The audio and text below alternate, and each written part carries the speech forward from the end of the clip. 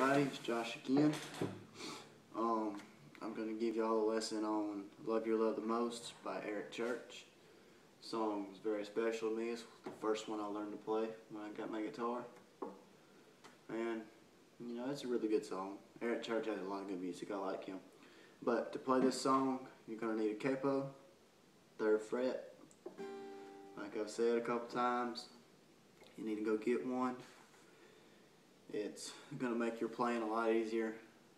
You know, like a capo, I mean, the artists use them. You can play. You get one, you play in the same key as you and the other artist you're trying to play the song they wrote. And also, if you sing, then you can move the capo around the fretboard to match your voice to where, you know, you'll be in tune with your guitar and, you know, so forth and so on. I don't really sing, but, you know, that's just some things that you can do.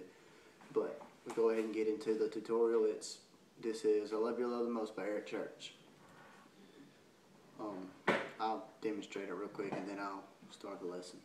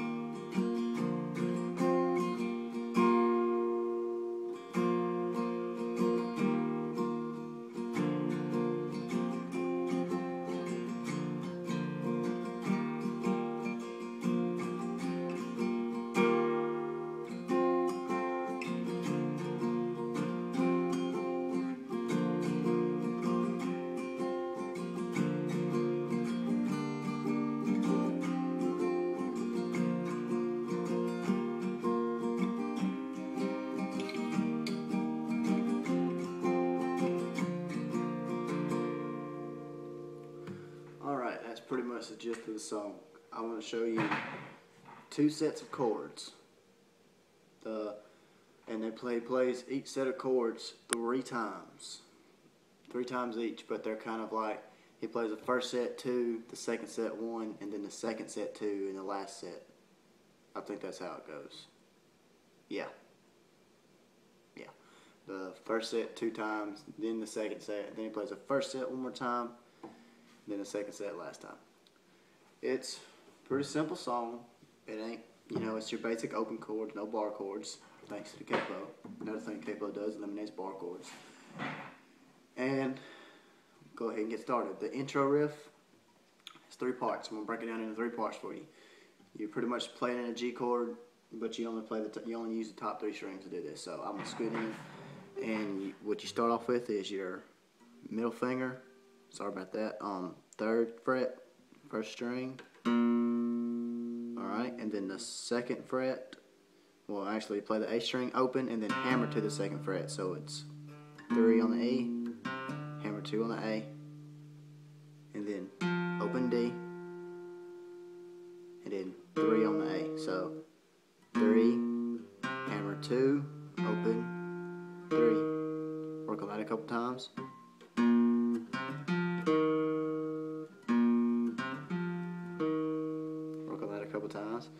Alright, after you got that down, the second part, it starts off the exact same way. 3, hammer 2, open D, but this part right here, you just play the A open. So those 2 parts together.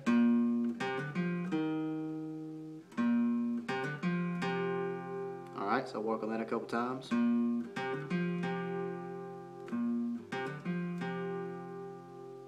Alright, last part starts off the same way too.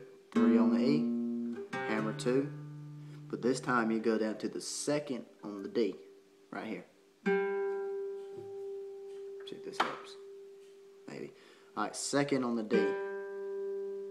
And then you pick it again, open, then 3, 2, 0 on the A, and 3 on the A, so.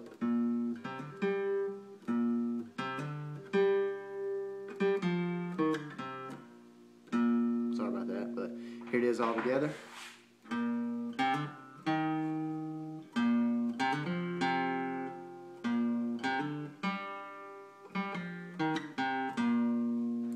that's it.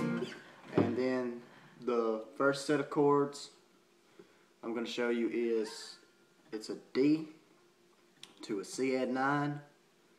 Well, no, it's not a D, it's a G to a C add 9, my bad. The C add 9, all it is it's just your G chord scooted down to the C note. C add 9. Sound, you can use a regular C, but to do that you have to go from here to there. And you know, at one point in there I use a regular C, but that's because it's, you know, common fingers and so forth. But as I was saying, G, C add 9, back to G, to D, G again, C add 9, G, D, C add 9. You know, it's pretty simple. The G, D, C add 9, they kind of push the strum pattern a little bit, which, you know, just all it means, my opinion of what when you push the strum pattern means, you cut it short. You know, you pick it inside the strum pattern. You use one measure of the strum pattern, but you hit 3, like, you know, a set of chords inside of it, because it's like, you know, that's your strum pattern, but instead of, you know, using it on a chord, then a chord, then a chord, you used all 3 chords inside of the same strum pattern. So, but that's at the very end of the chords, and I'll go over that for you. But the strum pattern you need is down, down, up, down, up. Same thing through the whole song, except for when you know, push it, but it's still the same thing. So I'm gonna call them out and play over it. G, down, down, up, down, up. C add 9, up, down, up. G, D, G, C add 9. Then you get here and it's down, down, down, up, down, down, up, down. You have to work on that a couple times. It's kind of confusing. So G, down, down, up. D, down, down, down, down, up, down. So G, down, down, up, down, down, up, down. Work on it a couple times. And then after it does that, it plays it one more time. You know, it goes through this. It goes through this 2 times. And another thing I want to tell you before I move on, though, this is just you know, a general guitar tip, but when you're playing chords, when you're having to go between changes, look for common fingers to make it easier. That'll make your chord changes a lot quicker. And you know, so from here, you know, just lay those down. Then from the D, you just lift that up, and you know, it's, you know, simple. But after you do that first set I showed you 2 times, you have your third set, and it's a D to a G, D to a G, D to a G 3 times. And you have an E minor, D, G, C add 9, A minor. Now you can go back to the C add 9, but you got to pick your whole hand up off the fretboard, and it might confuse you a little bit. So I'll go ahead and just play the normal C. Sounds, you know, pretty much the same. A C add 9 is a little bit more prettier sounding, I guess. But you know, so D, D, G, D, G, D, G, D, G, E minor, D, G, C add 9, A minor, regular C, back to a D, and then back to a G. And that's that whole set. Same strum pattern. I'll play through it and shout the chords out over it. So it's G, no it's not, my bad.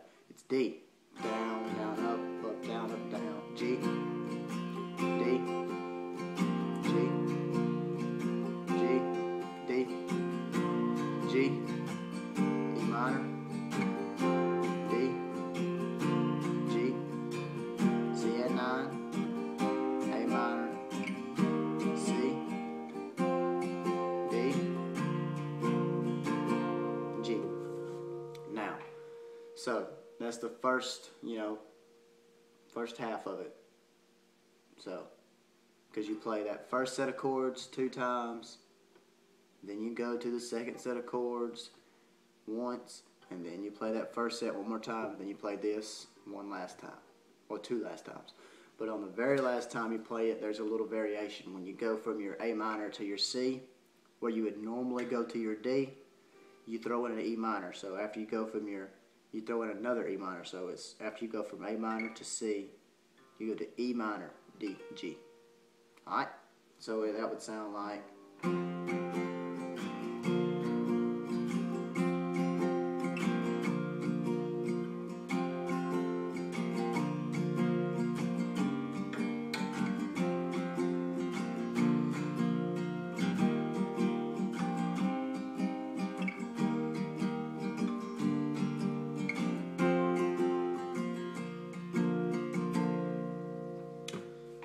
then that's it.